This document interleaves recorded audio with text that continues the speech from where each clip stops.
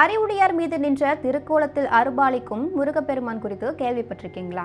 பழனி ஆண்டவரை போல மேற்கு நோக்கி காட்சியளிக்கும் இந்த அபூர்வ தலத்தில் முருகன் ஏன் நின்ற கோலத்தில் அருள்பாலிக்கிறார்? மகனே நில் என்ற தாயின் அழைப்பு எப்படி ஒரு ஊரின் பெயராக மாறியது? இப்படி பல ஆன்மீக அதிசயங்களையும் தல வரலாற்று சிறப்புகளையும் தன்னகத்தை கொண்டிருக்கிறது நாமக்கல் மாவட்டம் மோகனூரில் அமைந்துள்ள காந்தமலை முருகன் திருத்தலம். குன்றிருக்கும் இடமெல்லாம் குமரன் இருப்பான் என்பது ஆன்மீக பழமொழி. அதற்கேற்றாற்போல் பக்தர்களை காந்தம் போல ஈர்த்திடும் ஆன்மீக சக்தியுடன் காந்தமலை குன்றின் மீது அருள்பாலித்து வருகிறார் பாலசுப்ரமணிய சுவாமி. இங்குள்ள முருகப்பெருமான் பழனியாண்டவரை போலவே மேற்கு நோக்கி காட்சியளிப்பதோடு அறிவுடையார் மீது நின்ற திருக்கோலத்தில் அருள்பாலித்து இத்தலத்தின் மிகப்பெரிய தனி சிறப்பாகும். ஒரு சமயம் நாரதர் கைலாயத்தில் சிவபெருமானிடம் ஞானப்பழமான மாங்கனியை வழங்கினார்.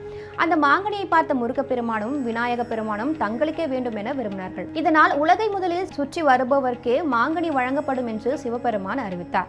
மயில் வாகனத்தில் உலகை சுற்றி வந்த முருகப்பெருமான் திரும்பி வந்தபோது தாய் தந்தையரையே உலகமாக கருதி அவர்களை வலம் வந்த விநாயகர் மாங்கனியை பெற்றிருந்தார். இதனால் வருத்தமடைந்த முருகப்பெருமான் கைலாயத்தை விட்டு தென் திசை நோக்கி வந்ததாக தலப்புராணம் கூறுகிறது. அப்போது பார்வதி தேவி மகனினில் என்று அழைத்த இடமே பின்னாளில் மேகனூர் என அழைக்கப்பட்டதாக நம்பப்படுகிறது.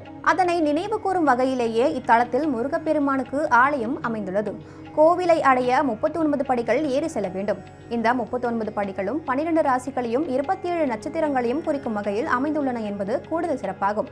மேற்கு நோக்கி அருள்பாலிக்கும் முருகப்பெருமான் வலது கரத்தில் தண்டம் ஏந்தி ஆவுடையார் மீது நின்ற அபூர்வ திருக்கோலத்தில் பக்தர்களுக்கு அருள் காட்சி தருகிறார். இத்தகைய திருக்கோலத்தை வேறு எந்த தலத்திலும் காண முடியாது என பக்தர்கள் கூறுகின்றனர். இவ்வாலயத்தில் அருணகிரிநாதர், காலபைரவர், விநாயகர், இடும்பன், சிவதுர்க்கை, விஸ்வநாதர், விசாலாட்சி உள்ளிட்ட பல தெய்வங்களின் சன்னதிகளும் அமைந்துள்ளன. நட்சத்திர தோஷம், செவ்வாய் தோஷம், திருமண தடை, குழந்தை பேறு போன்ற வேண்டுதல்களுக்காக பக்தர்கள் இத்தலத்திற்கு வந்து மனமுருகி வழிபட்டு பலன் பெற்று செல்கின்றனர்.